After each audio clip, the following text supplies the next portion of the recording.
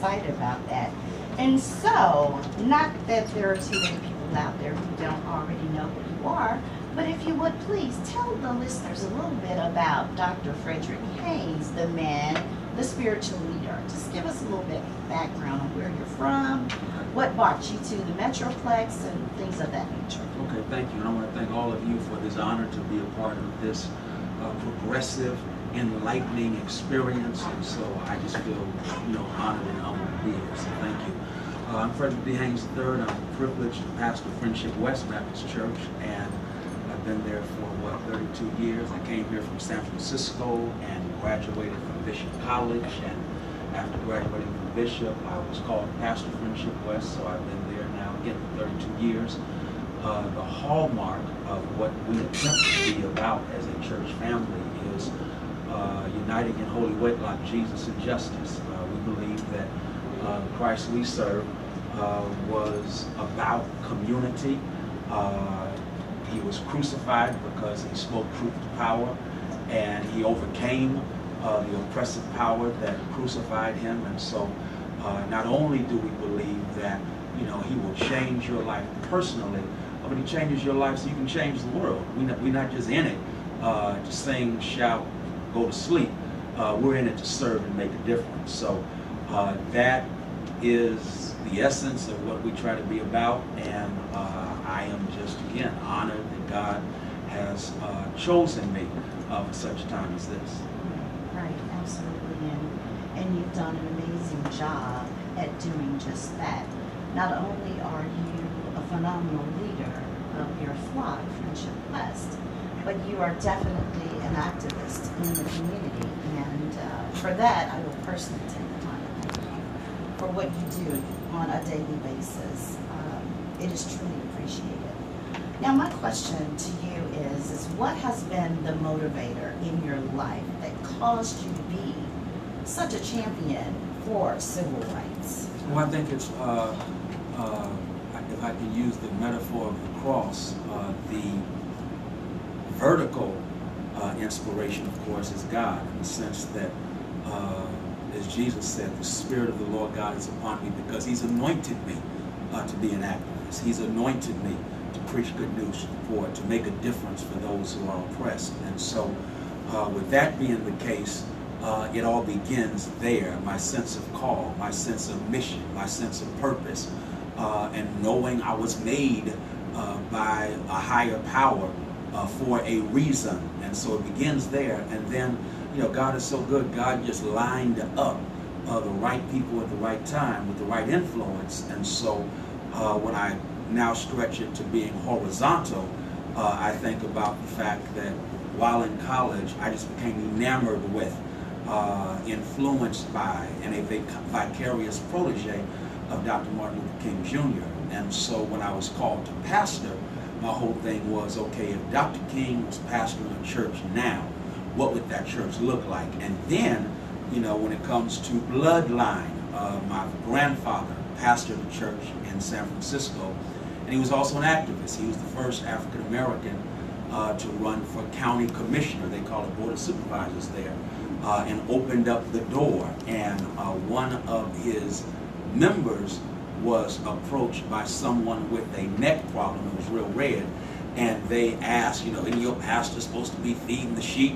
And his response, which shapes what I try to do, was, yeah, our pastor feeds the sheep, but he got to also fight the wolves, because that's what a shepherd does. And so I just kind of adopted that. It's in my DNA.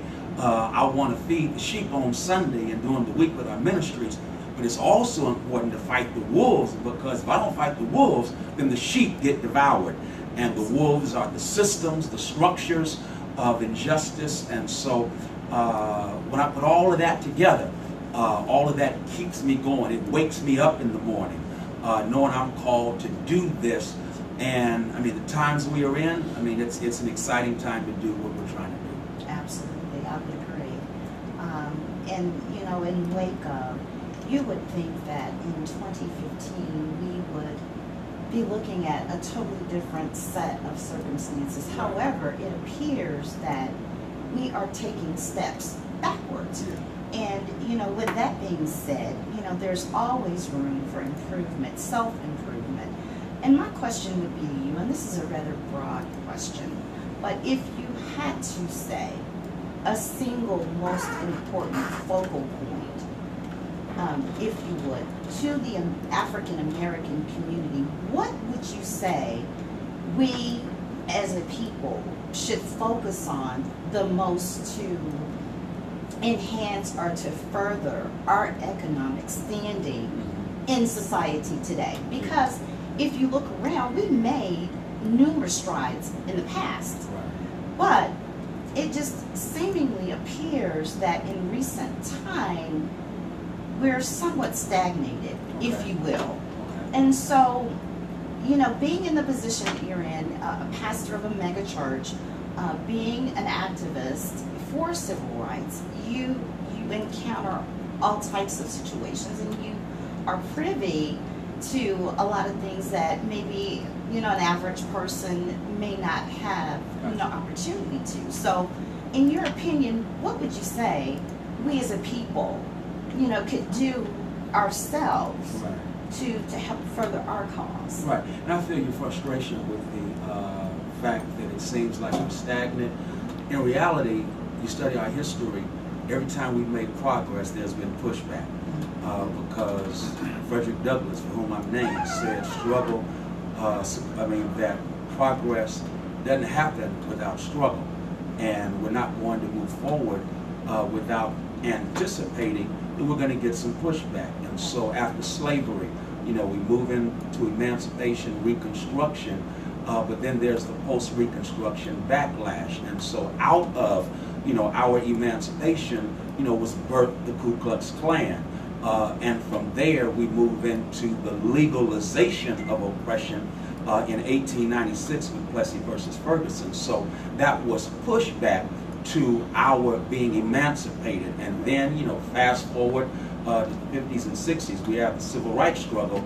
And, through all of those amazing sacrifices that took place by our people, we had voting rights passed, we had the civil rights bill passed, and then on the heels of that, you have, Tricky Dicky, Richard Nixon becoming the president, and his whole thing is we got to deal with the blacks.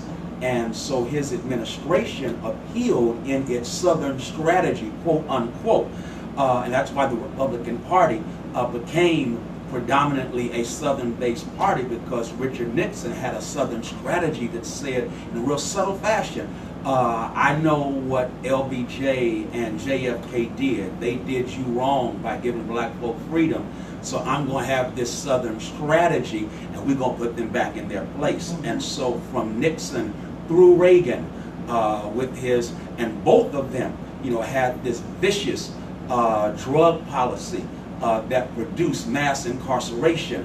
All of that's been pushed back on our progress. Well, 07, 08, this dashing, dynamic brother, out of the south side of Chicago, who is African American, truly, this brother has the nerve to say, hey, we're going to make some change, I'm going to offer hope, and before you know it, he becomes the President of the United States. Well, when you get to the highest office in the land and you are the president, the most powerful person in the world, as it were, you can expect some pushback is on the way. And so the Tea Party is born, birtherism is born, and Trump and his trip, all of that is taking place. And so we've always had a history. We make progress